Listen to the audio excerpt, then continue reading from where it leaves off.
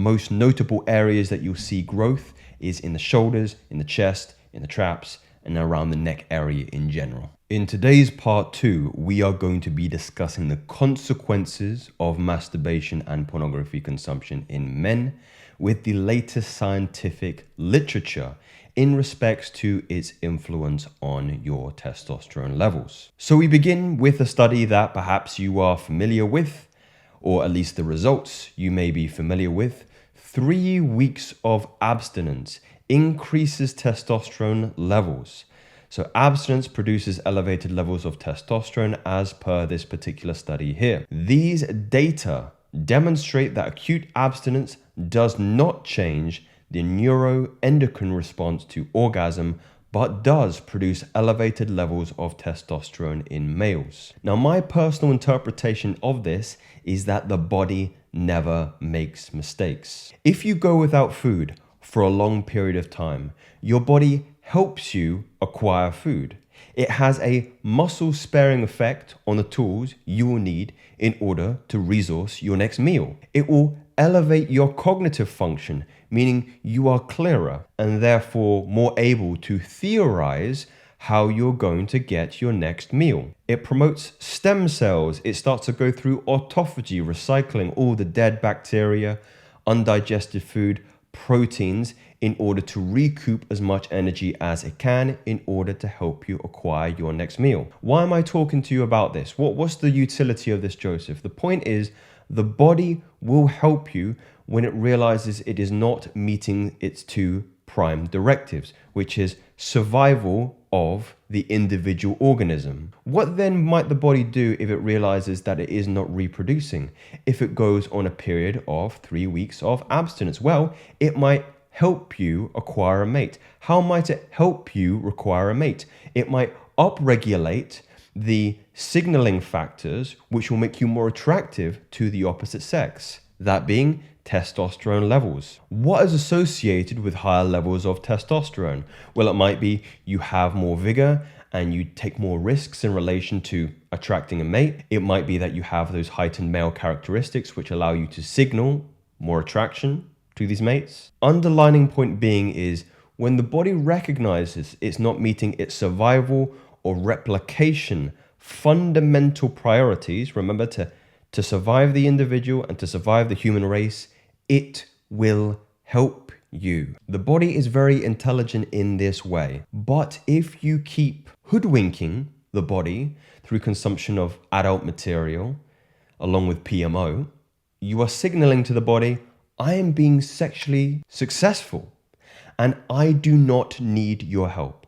Remember, the body can't tell the difference between a virtual sexual experience and a physical one. So keep tricking your body into thinking that you're sexually successful and it will never help you. Let's move on to a more interesting study that talks about masturbation lowering free-base testosterone. Now, free-base testosterone is typically the one that we measure when you go to your local GP. It talks about the free availability of the testosterone hormone that can be better used in muscle bulk, into other areas that may see physical and more tangible benefits in your life. So this is the one we really want to increase. But as the title says here, masturbation lowers this free-base testosterone level. So low free-based testosterone can cause loss of libido, erectile dysfunction, loss of lean muscle mass, loss of body and facial hair, fatigue, depression, weight gain, and so on. Now, this pilot study for the first time demonstrate that masturbation may take an effect on free-base testosterone in young males. Now, I wanted to segue to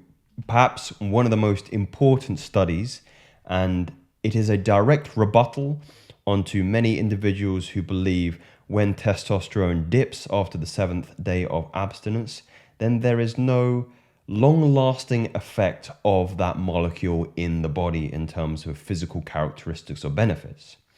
So we're going to discuss frequent masturbation lowering testosterone utilization, which is the most important part. It's no good having high testosterone if the body can't put it to work. So we'll just read you in the introduction here. The biological activity of testosterone only takes effect when it binds to one's androgenic receptors.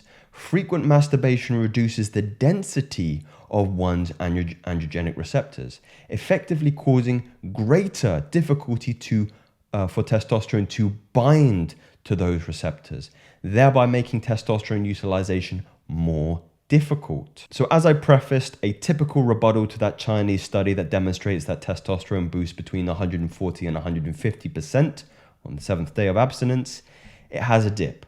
However, you need to understand the body's utilization methods of testosterone through the androgenic receptors to understand the permeation and expression of testosterone beyond just the free-based levels. So androgenic receptors bind androgens, which are the so-called male hormones like testosterone, to initiate processes that affect important growth and metabolic functions in the body. Androgen receptor density refers to the relative amount of androgen receptors available to receive the androgen molecules, being testosterone. A simple way to put this is the more denser the androgenic receptor, the greater the expression of heightened male characteristics. It's also worth knowing that most men, a large percentage of men, unless you're an outlier, hold these androgenic receptors on the upper shelf of the body, meaning the chest, meaning the shoulders,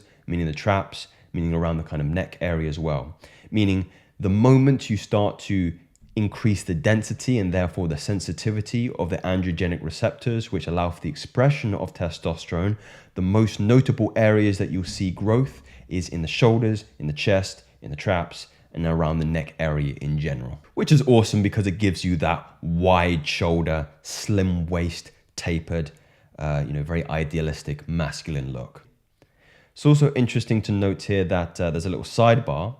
Recently, we showed that after 24 hours after copulation to satiety, there is a reduction in androgen receptor density. Again, to simplify this for everyone, you need to be sensitive towards the sensitivity of your androgenic receptors. It's no good having high free-base testosterone if your androgen receptor density is diminished because it won't allow for the expression of the androgen testosterone. Essentially, the way you can kind of detail this and conclude this in your own mind is that the body gets better at utilizing the expression of testosterone when there is a longer period between sexual satiety. And this makes sense if you noted down what I mentioned in the beginning, that the body has to prioritize survival of the individual and replication of the species. If it's not replicating the species, it has to promote and allocate more resources to areas that will allow the organism to achieve replication of the species, which will be high androgenic density and sensitivity, which will allow for expression of testosterone and the characteristics that are associated with male characteristics, which women typically look for in mating preferences. So gentlemen, I'm going to conclude this part 2 here, and I'm going to segue on to part 3, perhaps tomorrow or a couple days after. I hope you enjoyed it. Subscribe if you enjoy it for part 3 as well, and I'll speak to you very soon. Take care.